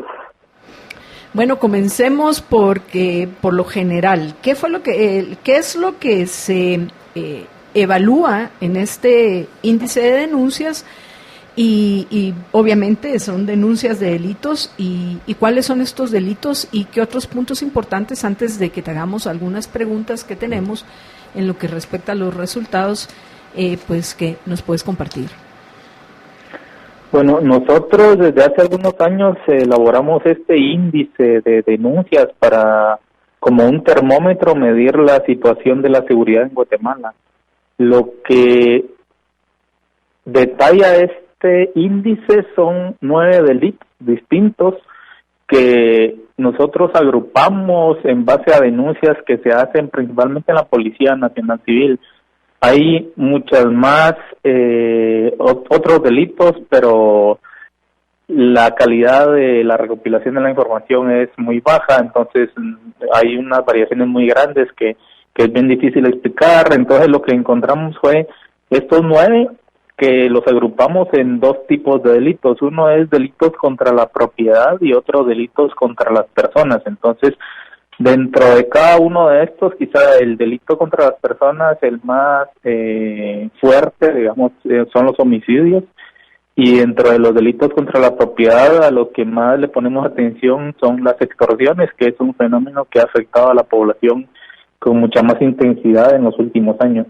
Entonces construimos un índice a partir de esos 9 delitos, tomando en cuenta las denuncias realizadas en los últimos 12 meses. Entonces sacamos tasas interanuales por cada 100,000 habitantes para estas denuncias y las agrupamos a fin de tener un resumen de la situación de la seguridad. Y lo que encontramos es de que en la mayoría de los meses, en los últimos 2 años, este índice se ha reducido. En el presente año hay una reducción constante en todos los meses. El año pasado solo hubo 2 meses en donde aumentó, pero cuando uno hace un zoom y ve la composición de las denuncias adentro de estos indicadores, se encuentra de que hay comportamientos diferentes. Por ejemplo, el año pasado, si bien los homicidios fueron a la baja, este año lo que se observa es que hay un estancamiento en la tasa. La tasa registrada en enero era 21.8 y se ha mantenido prácticamente ahí en los primeros 7 meses. En el tema de las extorsiones sí hubo un incremento bastante drástico, porque cuando empezamos este año en 50.5 y ya vamos con 63.7 la tasa por cada 100,000 habitantes. Y hay un incremento bastante marcado en los últimos meses. El año pasado nunca se denunciaron más de 900 casos en un mes, pero este año prácticamente casi todos los meses han habido más de 900 y en julio fueron 1,390, o sea, casi 1,400 denuncias en un solo mes. Entonces, es difícil porque este índice es de denuncias y sabemos también de que hay un grupo bastante grande de la población que no denuncia, o personas que han sido victimizadas sistemáticamente a través de ya hace algún tiempo que quizás no han denunciado, y entonces es bien difícil saber si realmente los incrementos en las denuncias se deben a incrementos porque la gente ahora denuncia más o porque hay una mayor victimización. Entonces, es importante acompañar esta información, estos datos, a través de otro tipo de registros. Por ejemplo, en otros países se hacen encuestas de victimización para monitorear cuáles son los delitos por los que las personas son más victimizadas y cuál es la frecuencia, la recurrencia, para ver si ha empeorado o no una situación y otra. Entonces, lo que nos decía este índice es de que sí ha venido a la baja en los últimos años, y eso coincide también con otro tipo de encuestas. Por ejemplo, Sid Gallup, en las encuestas que hace cada año, hace una pregunta acerca de la victimización, y lo que se encontraba era de que sí había una reducción sostenida en los últimos años, pero otro tipo de encuestas, por ejemplo la de la POP de la Universidad de Vanderbilt, dice de que la percepción que tiene la población de la seguridad es cada vez peor. Entonces prácticamente, como más o menos desde el año 2012, hay una separación bastante grande entre la tendencia de la victimización que ha venido a la baja y la tendencia hacia la percepción de la seguridad, que la gente se siente cada vez más insegura. Antes de esos años, digamos, las tendencias eran muy parecidas, se mantenían en la misma senda, digamos, pero en los últimos años esa brecha ha incrementado. Pero, como decía, son 9 delitos y hacia lo interno, pues cada uno se comporta, tiene diferentes comportamientos, y quizá lo que más nos llama la atención es ese incremento que ha registrado en los últimos años consistentemente el tema de las denuncias de extorsiones, y por otra parte la reducción de los homicidios y la tasa de homicidios que venía registrándose desde el año 2009, pues se ha quedado estancada este año. Por ejemplo, en el 2018, cuando uno revisa las tasas, la tasa de 2017 contra la del 2018, se encuentra que hubo una reducción del 14%, y cuando revisa los datos de toda esta serie que empezó en el año 2009, que fue donde empezó a reducirse los homicidios, encuentra que fue una de las cifras más grandes, porque en promedio en ese periodo se había reducido cada año 7%, es decir, en 2018 se duplicó esa reducción respecto al promedio. Perdón. Pero a partir de este año hay una tendencia de corto plazo a incrementar la cantidad de homicidios. Por ejemplo, en julio, que es el dato que se tiene más reciente de los homicidios, se registraron 395, casi 400 homicidios. Y cuando uno revisa la cantidad de homicidios reportados por mes en los meses anteriores, se encuentra de que esa cifra no era tan alta, sino en julio del 2017, que fueron más o menos 400, en octubre de 2017, que fueron 393 también.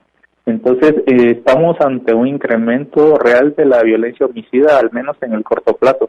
Y eso va a incidir más adelante en la tasa, porque ahorita la tasa se ha quedado en el mismo nivel, como mencionaba, pero si esa tendencia sigue, la tasa va a aumentar a final de año, o al menos no va a cambiar, cosa que sí había hecho casi que desde el 2009. Walter, eso me lleva a la pregunta de por qué, si ustedes tienen alguna idea de por qué aumentó esta tasa de homicidios. Y también a mí hay algo que me llama la atención, porque hoy ya no hay día, desde hace meses, no hay día en el cual no amanezcamos los guatemaltecos con noticias de que la Policía Nacional Civil junto con el Ministerio Público están llevando a cabo allanamientos, y la mayoría de estos para pandilleros, para extorsionistas. Y pues bueno, uno esperaría que con tanta acción de la Policía Nacional Civil y el Ministerio Público, los datos continuaran bajando. Sin embargo, lo que están ustedes reportando es un aumento. ¿Por qué? Uh-huh. Bueno, este aumento, pues, si lo vemos así, podría darse de que ante un incremento de los operativos de la policía y de las investigaciones del Ministerio Público, quizás la gente crea de que realmente se está haciendo algo y por eso se motive la denuncia. Ahora puede ser que haya más confianza a algún agente y denuncie más, y por eso se refleje en ese incremento. Pero sí, digamos, los esfuerzos que se han hecho hasta ahora, creemos nosotros que han sido insuficientes, dada la magnitud que alcanzó este delito, que fue descuidado durante mucho tiempo. Además, el delito representa ciertas características que su combate es bien difícil. O sea, existen diferentes tipos y modalidades de extorsión que hacen de que una persona, digamos, tenga el incentivo de pagar esa extorsión y caer en un círculo extorsivo. La mayoría de las denuncias que se reciben de extorsiones se hacen, digamos así, de forma aleatoria. Tal vez de repente alguien llama a un teléfono y extorsiona a una persona.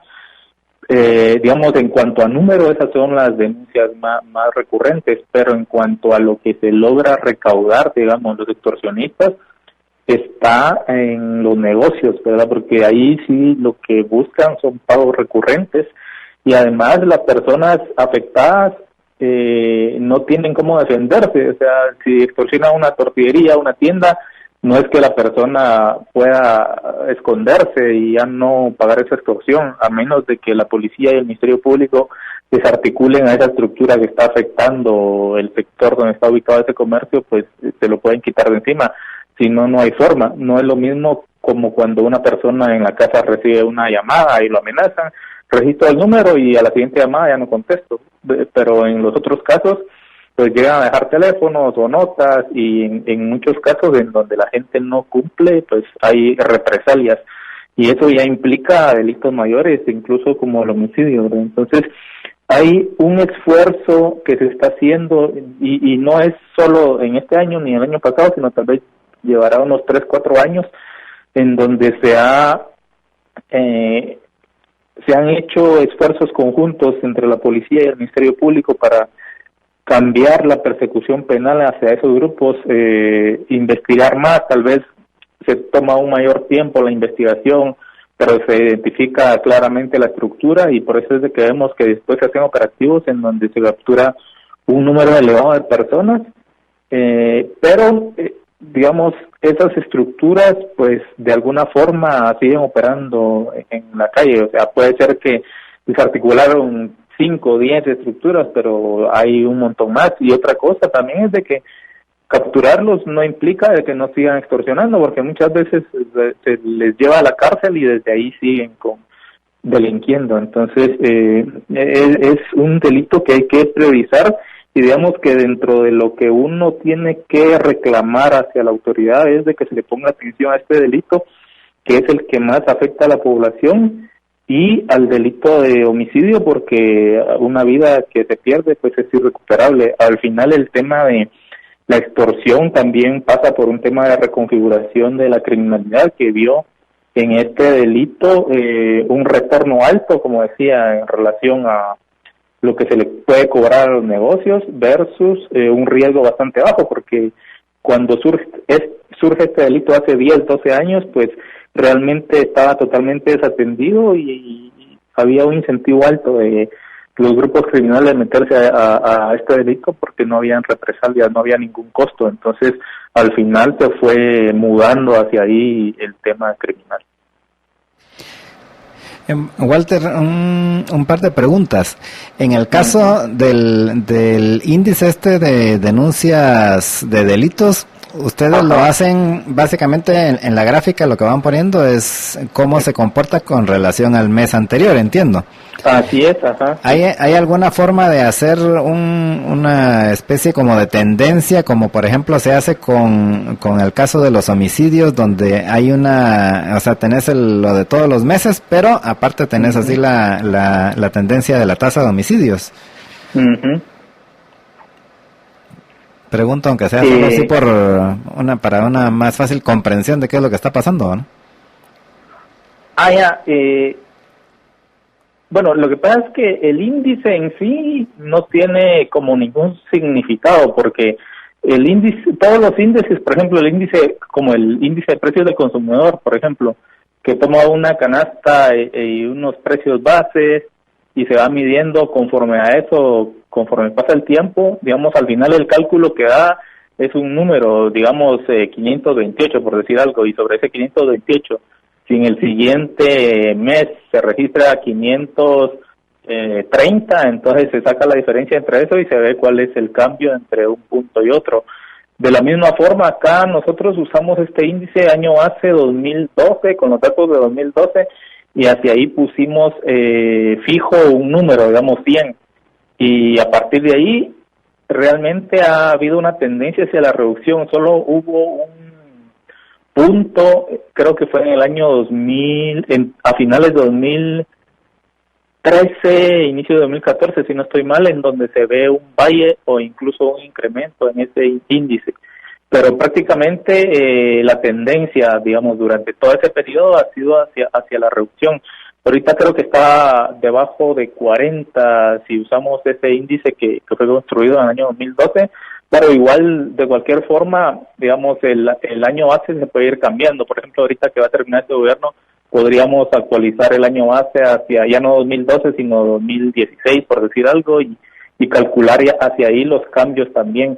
Entonces, básicamente lo que este índice nos está dando una idea es si las condiciones en general de seguridad medidas con toda esta cantidad de denuncias están cambiando o están empeorando. Digamos, lo que nos dice a nivel general es de que están mejorando, porque por lo que se ve es de que, por ejemplo, los datos reportados de robo de motocicletas, de vehículos, de residencias y otro tipo de delitos contra la propiedad sí se han reducido, pero el único que no es el de las extorsiones. Entonces, cuando uno ve que, y al final todos estos delitos tienen el mismo peso en este índice, entonces, como la mayoría se está reduciendo, al final el índice se reduce, aunque hayan delitos específicos que no se estén reduciendo, como mencionábamos, el de extorsión y de homicidios.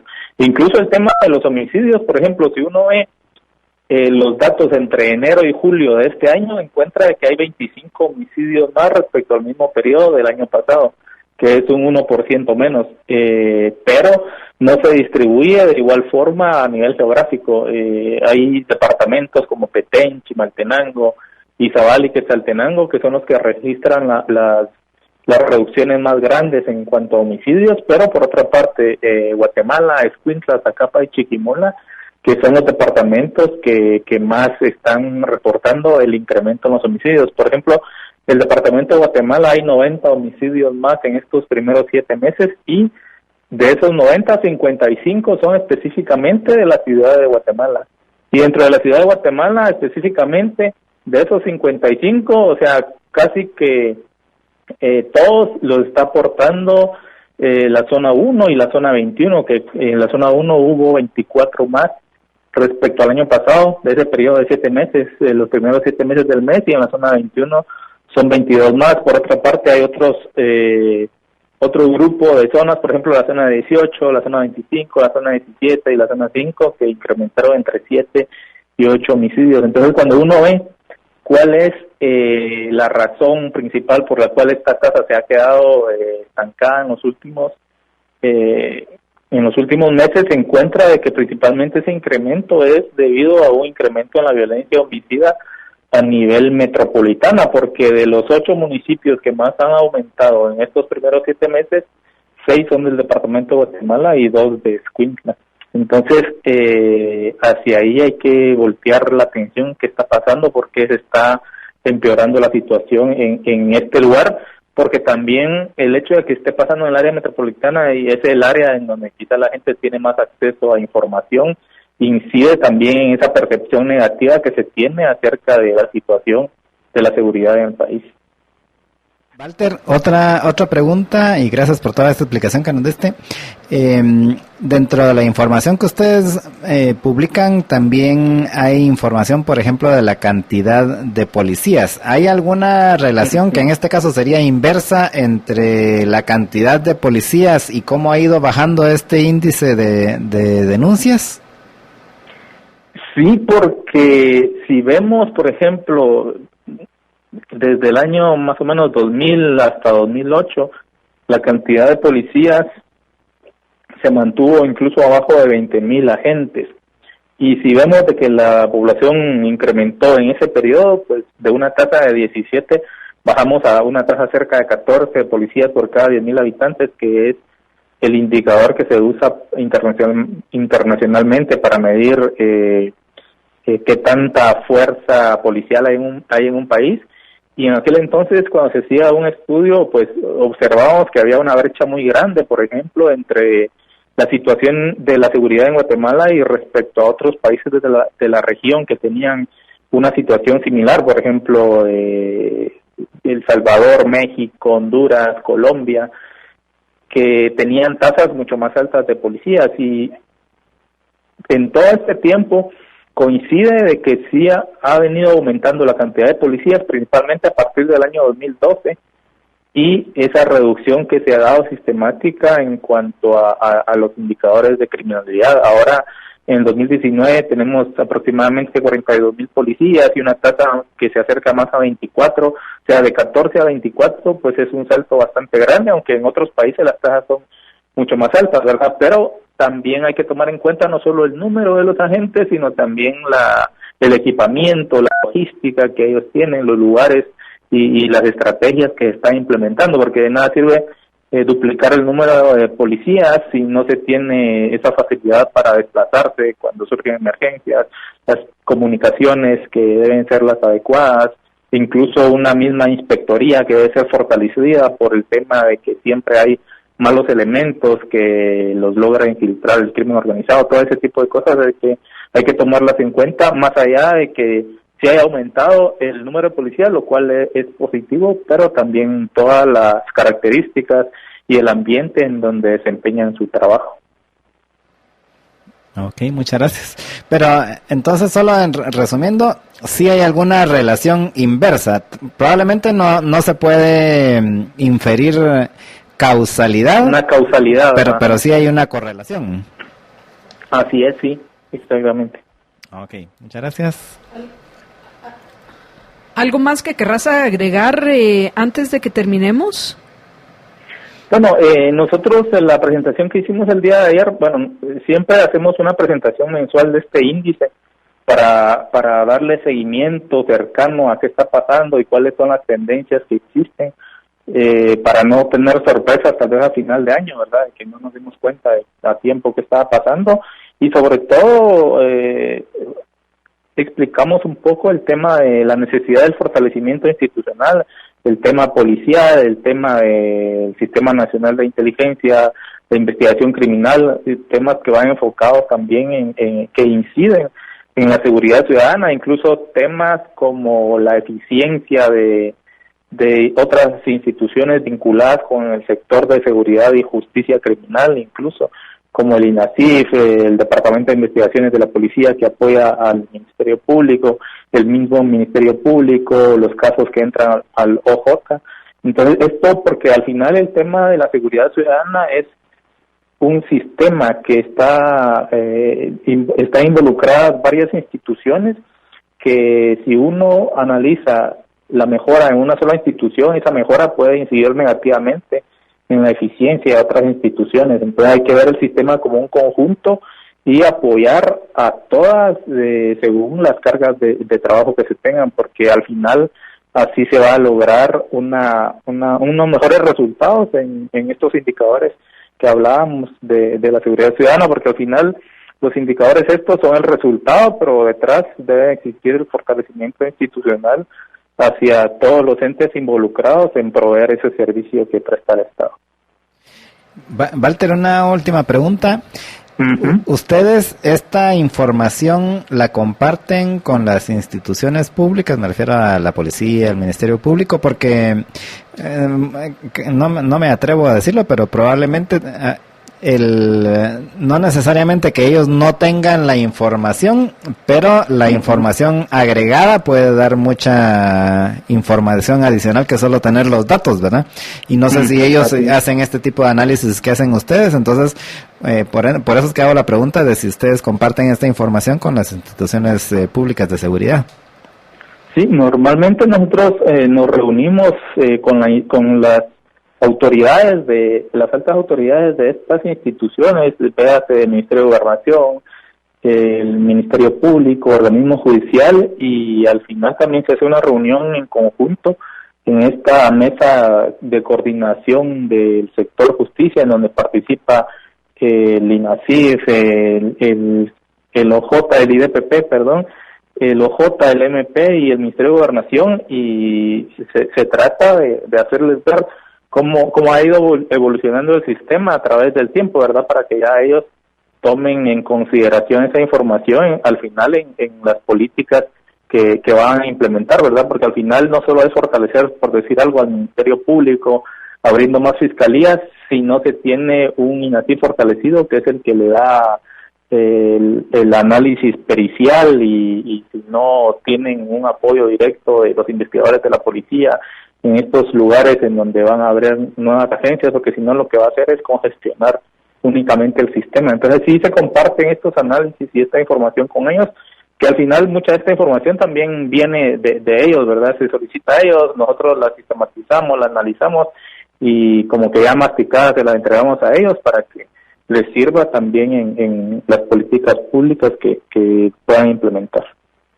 Ok, muchas gracias. Muchas gracias a Walter Menchú del 100. Apreciables amigos, vamos a hacer una breve pausa y regresamos a despedir todo a pulmón. Pero antes de eso, Jorge tiene una nota importante para ustedes. Sí, solamente recordarles que si usted tiene mercadería ahí en su oficina o tiene cosas en su casa, en su vivienda, con las cuales los utiliza solo de temporada, pero no tiene espacio o le ocupan mucho espacio, ya no puede ni caminar, mejor utilice los servicios de Mr. Bodeguitas. Ellos tienen el mejor espacio que usted necesita, desde 4 hasta 60 metros cuadrados, con vigilancia y control de acceso las 24 horas, y con 7 sucursales ubicadas en los principales puntos de la ciudad, y ahora una octava allá en Mushbal. Si quiere más información la encuentra en mrbodeguitas.com o llamando al 2314 49 49.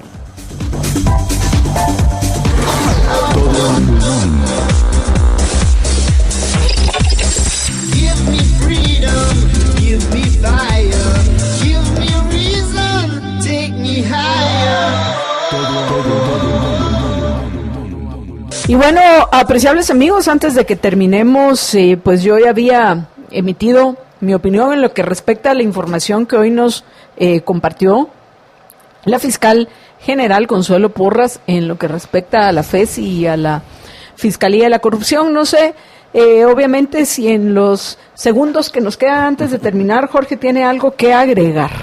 Pues yo también soy de la idea de que debieron haber unificado las dos fiscalías, o sea, una es la Fiscalía contra la Corrupción y la otra es la Fiscalía Especial contra la Impunidad, pero en última instancia considero de que probablemente pudieron haber funcionado mejor estando unificadas que trabajando cada una por su lado, porque aún la distinción que hicieron de en qué va a trabajar uno y en qué va a trabajar otro, realmente es un tanto subjetivo, así donde queda el límite para ambas fiscalías.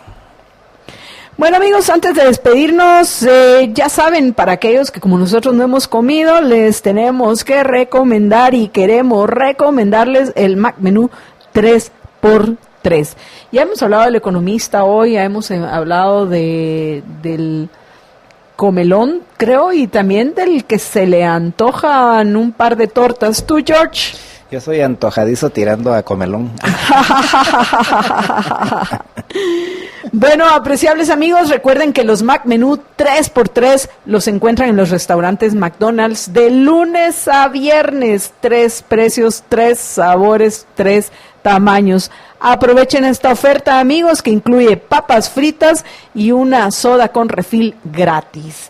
Nosotros nos despedimos hasta mañana a las 12 en punto en Todo a Pulmón, pero nos despedimos como lo hacemos siempre, pidiéndoles que recuerden que tienen una sola vida. Así que, por favor, sean felices. Muy, pero muy Libercast presentó una producción de Libertópolis. Recuerden que si quieren conocer más de nuestros programas, seguirnos en las diferentes redes sociales, o si quieren ver nuestros programas y conocer a nuestros conductores e invitados, pueden ingresar en www.libertopolis.com. Recuerda suscribirte y dejarnos 5 estrellas para que continuemos trabajando en producir más podcasts de tu interés. Libertópolis, ideas con valor.